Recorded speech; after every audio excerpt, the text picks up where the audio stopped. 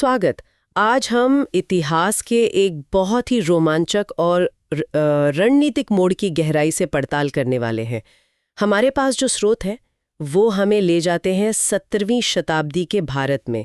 एक ऐसा समय, एक ऐसा मोड़ जहां इतिहास ने एक बहुत अहम करवट ली। जरा सोचिए, नजारा कैसा रहा होगा। एक तरफ दक्षिण की एक स्थापित ताकत, मतलब विशाल बीजापुर सल्तनत और उसका एक बहुत शक्तिशाली अनुभवी सेनापति, और दूसरी तरफ तेजी से उभरती हुई मराठा शक्ति। और उसके केंद्र में कौन? एक दूरदर्शी और साहसी नेता, छत्रपति शिवाजी महाराज। बिल्कुल सही कहा। और ये सिर्फ दो ताकतों या सिर्फ दो लोगों की भिड़ंत नहीं थी। नहीं, ये असल में दो अलग-अलग युद्ध शैलियों, दो अलग रणनीतियों का टकराव था। हाँ। आज हमारी चर्चा का जो मुख्य बिंदु है वो है शिवाजी महाराज और बीजापुर के सेनापति अफजल खान के बीच हुई वो ऐतिहासिक मुलाकात, जो सिर्फ एक बैठक नहीं थी, बल्कि वो तो बुद्धि, साहस और रणनीति की एक, कह सकते हैं, अग्नि परीक्षा साबित हुई। हमारे जो स्रोत हैं वो इस पूरी घटना को किसी कहानी की तरह बयान करते हैं, बहुत रोमांचक तरीके से। तो चलिए इन्हीं स्रोतों के आधार पर इस किस्से की परतों को जरा खोलते हैं, समझने की कोशिश करते हैं कि प्रतापगढ़ की तलहटी में उस दिन असल में हुआ क्या था और ये घटना भारतीय इतिहास में इतनी निर्णायक क्यों मानी जाती है। तो शुरू करते हैं उस पृष्ठभूमि से, मतलब वो माहौल जिसने इस टकराव की जमीन तैयार की। समय है 17वीं सदी का मध्य। दक्षिण भारत में बीजापुर सल्तनत का काफी दबदबा था, लेकिन जैसा स्रोत बताते हैं, शिवाजी महाराज के नेतृत्व में मराठा प्रभाव तेजी से फैल रहा था। वे किले जीत रहे थे, अपना एक सिस्टम बना रहे थे। हाँ, और ये जो बढ़ता हुआ प्रभाव था, ये बीजापुर के लिए एक सीधी चुनौती बन गया था। बिल्कुल। उनके नियंत्रण वाले इलाके उनके हाथ से निकल रहे थे, उनका रेवेन्यू घट रहा था, तो जाहिर है चिंता तो होनी ही थी। और इसी चुनौती से निपटने के लिए बीजापुर दरबार ने तय किया कि इस उभरती हुई शक्ति को जड़ से ही कुचल दिया जाए। और इस काम के लिए चुना गया उनके सबसे अनुभवी और कह सकते हैं सबसे ताकतवर सेनापतियों में से एक को, अफजल खान। अफजल खान, हाँ, इनका नाम तो बहुत आता है। कोई साधारण सेनापति नहीं था ये। उसका कद, उसकी ताकत और कुछ स्रोत उसकी क्रूरता का भी जिक्र करते हैं। बिल्कुल। किस्से मशहूर थे। कहते हैं कि वो बहुत बलशाली था और उसे बीजापुर सल्तनत की तरफ से साफ आदेश मिला था, शिवाजी को जिंदा पकड़ो या मार डालो।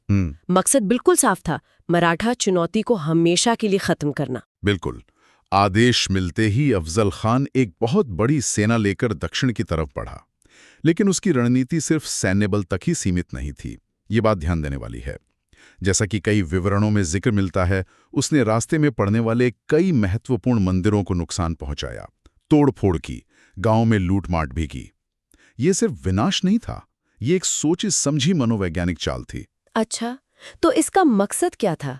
सिर्फ डर फैलाना या कुछ और? डर फैलाना तो था ही, लेकिन साथ ही शिवाजी महाराज और उनके लोगों को, आप कह सकते हैं, धार्मिक और सांस्कृतिक रूप से अपमानित करना भी था, उसे नीचा दिखाना था।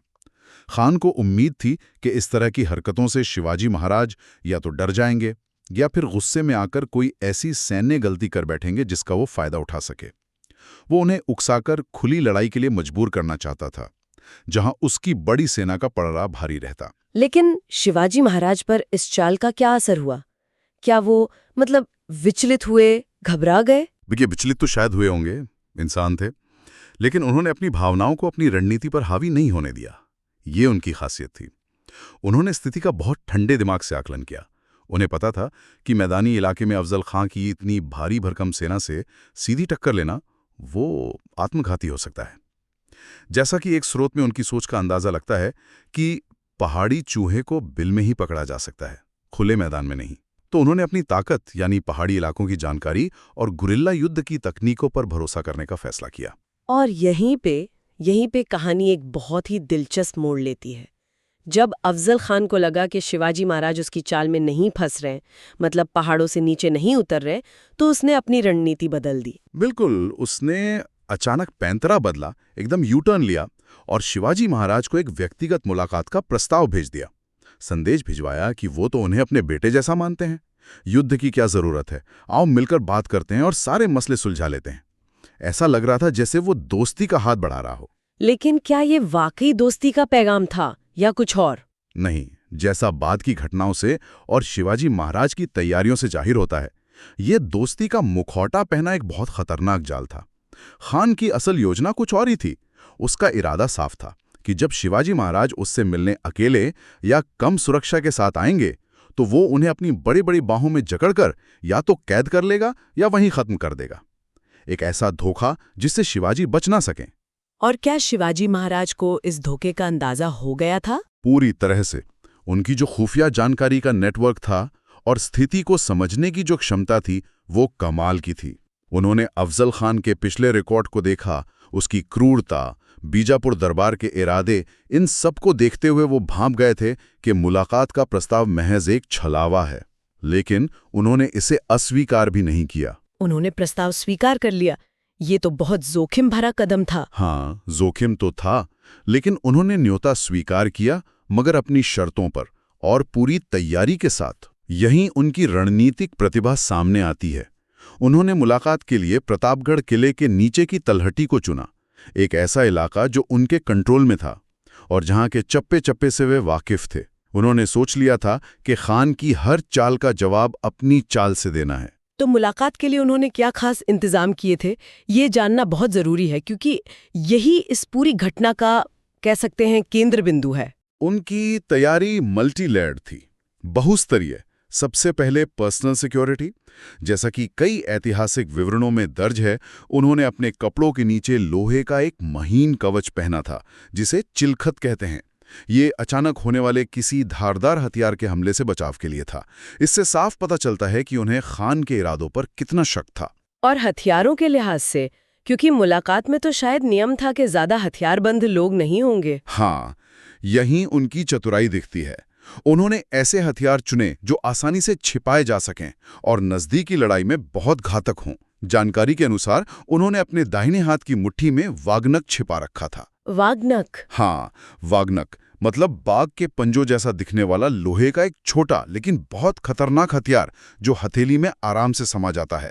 और बाएं हाथ की आस्तीन में एक छोटा खंजर, जिसे बिछवा या कटियार भी कहा जाता है, वो छिपा रखा था।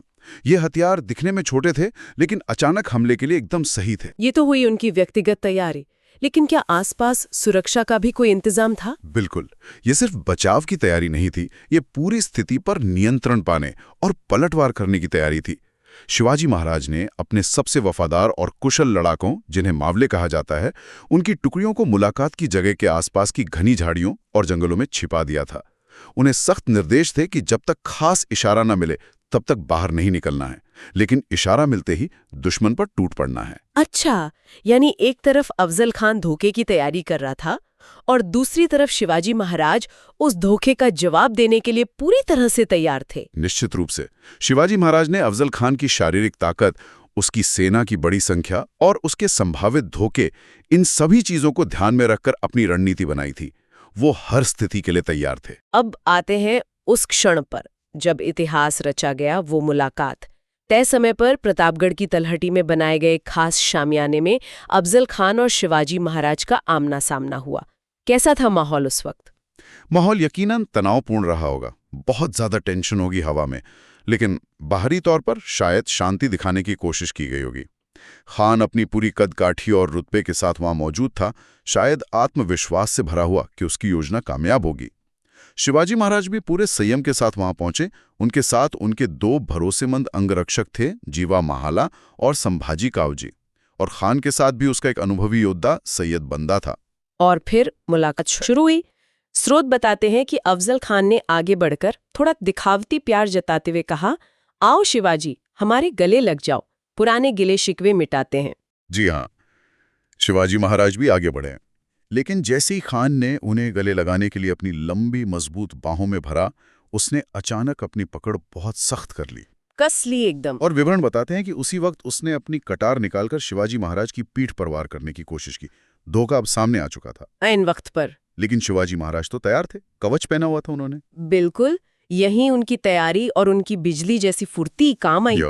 कवच ने खान की कटार के वार को बेकार कर दिया, बेअसर कर दिया। और इससे पहले कि खान संभल पाता या कोई दूसरा वार करता, शिवाजी महाराज ने वो किया जिसकी खान ने शायद कल्पना भी नहीं की होगी। उन्होंने अपने दाहिने हाथ में छिपा वाघनख पूरी ताकत से अफजल खान के पेट में घुसा दिया और उसके पेट को चीर दिया। बाप रे, ये तो सोचा भी नहीं होगा खान ने। बिल्कुल अत्यंत अप्रत्याशित और घातक हमला था ये। वाग्नर के गहरे घाव से अफजल खान पूरी तरह तिलमिला उठा। लेकिन शिवाजी महाराज यहीं नहीं रुके। नहीं, उन्होंने तुरंत अपने बाएं हाथ में छिपा बिछवा निकाला और उससे भी खान पर दूसरा वार कर दिया। ये सब कुछ ही पलों में हो गया।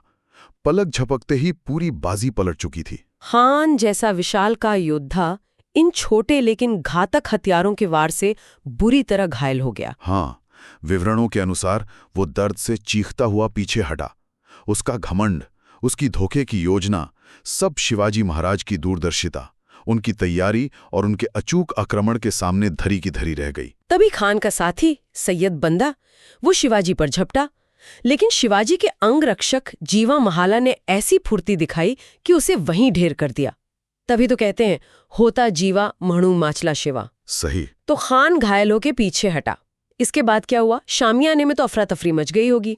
हाँ बिल्कुल, जैसे ही खान घायल हुआ और शामियाने में हाथापाई शुरू हुई, शिवाजी महाराज ने तुरंत अपने छिपे हुए सैनिकों को इशारा किया, संकेत दिया, और बस योजना के मुताबिक जंगलों और झाड़ियों में छिपे मावले बिजली की रफ्तार से बाहर निकले। उन्होंने न केवल शामियाने के आसपास मौजूद खान के अंगरक्षकों पर हमला किया, बल्कि थोड़ी दूरी पर जो अफजल खान की मुख्य सेना की टुकड़ियां इंतजार कर रही थीं, उन पर भी धावा बोल दिया। ओहो, यानी अब ये एक व्यक्तिगत लड़ाई नहीं रही, ये एक पूर्ण युद्ध में बदल गया। हाँ, और इस अचानक हमले से बीजापुर की सेना में पूरी तरह भगदड़ मच गई, खलबली मच गई। वे इस तरह के संगठित और तेज हमले के लिए बिल्कुल तैयार नहीं थे। उधर घायल अफजल खान में भागकर अपनी पालकी तक पहुंचने की कोशिश की, लेकिन जानकारी मिलती है कि शिवाजी महाराज के एक और साथी संभाजी कावजी, उन्होंने उसका पीछा किया और उसका सिर धड़ से अलग कर दिया। अफजल खान का अंत। और उसकी सेना का क्या हुआ? इतनी बड़ी सेना थी। सेनापति के मारे जाने और मराठों के चौतरफा हमले से बीजापुर की सेना के तो पैर ही उखड़ गए। उनमें भयानक भगदड़ मची। जो सेना शिवाजी को पकड़ने या मारने आई थी, वो अब अपनी जान बचाकर भाग रही थी। मराठों ने न केवल उन्हें हराया, बल्कि उनके बहुत सारे हथियार, घोड़े, हाथी और खजाना भी अपने कब्जे में कर लिया। ये प्रतापगढ़ की लड़ाई के नाम से जानी जाती है, और ये मराठों की एक बहुत शानदार और निर्णायक जीत थी। तो इस पूरी घटना का, इस पूरी कहानी का निचोड़ क्या है? इसका महत्व क्या है, समझे हम? इसका महत्व बहुत गहरा है। ये सिर्फ एक लड़ाई में जीत या एक दुश्मन सेनापति का मारा जाना भर नहीं था। ये बीजापुर सल्तनत के लिए एक बहुत बड़ा सैन्य और मनोवैज्ञानिक साइकोलॉजिकल झटका था। इससे दक्षिण भारत में जो शक्ति संतुलन था, वो बदलने लगा। मराठा शक्ति, जिसे अब तक एक क्षेत्रीय चुनौती ही माना जा रहा था, अब एक बड़ी राजनीतिक और सैन्य ताकत के रूप में स्थापित हो गई। और शिवाजी महाराज के लिए व्यक्तिगत रूप से इस घटना का क्या मतलब था? उनकी छवि पर क्या असर पड़ा? इस घटना ने शिवाजी महाराज की छवि को अभूतपूर्व ऊंचाई पर पहुंचा दिया। कह सकते हैं कि वो एक लीजेंड बन गए। वे न केवल एक वीर योद्धा के रूप में देखे जाने लगे, बल्कि एक अत्यंत चतुर, दूरदर्शी और कुशल रणनीतिकार के रूप में भी उनकी धाक जम गई पूरी दुनिया में। उन्होंने साबित कर दिया कि वे केवल तलवार के धनी नहीं हैं, बल्कि बुद्धि और रणनीति के भी बादशाह हैं। उन्होंने दिखाया कि कैसे सीमित संसाधनों और मुश्किल परिस्थितियों में भी अपने दिमाग का सही इस्तेमाल करके विशालकाय दुश्मन को भी हराया जा सकता है। तो ये कहना गलत नहीं होगा कि ये लड़ाई तलवारों से ज्यादा दिमागों की लड़ाई थी, बुद्धि का खेल था ये। बिल्कुल, आप 100% सही कह रही हैं। अफजल खान के पास शारीरिक बल था, बड़ी सेना थी, और उसने धोखे का सहारा लिया। शिवाजी महाराज के पास शायद उतनी बड़ी सेना या उतने संसाधन नहीं थे, लेकिन उनके पास बेहतर रणनीति थी, अचूक तैयारी थी, अपने लोगों का साथ था, और सबसे बढ़कर परिस्थितियों को भांपकर तुरंत फैसला लेने की वो अद्भुत क्षमता थी। वाग्नख और बिछवा जैसे हथियारों का चुनाव, कवच पहनना, सैनिकों को छुपाकर रखना, सही समय पर संकेत देना, ये सब उनकी गहरी रणनीतिक सोच का प्रमाण है। वाकई ये घटना सिर्फ इतिहास का एक पन्ना नहीं है, ये तो नेतृत्व, रणनीति और संकट प्रबंधन का एक बेहतरीन उदाहरण है, एक केस स्टडी है। निश्चित रूप से ये सिखाती है कि कैसे आत्मविश्वास, सही योजना और अपनी ताकत अपने स्ट्रेंथ्स को पहचानकर किसी भी चुनौती का सामना किया जा सकता है, चाहे वो कितनी भी बड़ी क्यों ना लगे। ये आज भी प्रबंधन और सैन्य रणनीति के अध्ययन में एक बहुत महत्वपूर्ण केस स्टडी मानी जाती है। इस पूरी कहानी से, इस अद्भुत रणनीतिक जीत से एक विचार मेरे मन में आ रहा है। हाँ, कहिए। कि क्या आज के आधुनिक युग में, जहां चुनौतियां भले ही अलग रूप में आती हों, चाहे वो व्यापार जगत में हो, कूटनीति में हो या हमारे निजी जीवन में ही क्यों ना हो, क्या शिवाजी महाराज की तरह दूरदर्शिता, सावधानी भरी तैयारी और स्थिति के अनुसार रणनीति बदलने की क्षमता, क्या वो आज भी उतनी ही प्रासंगिक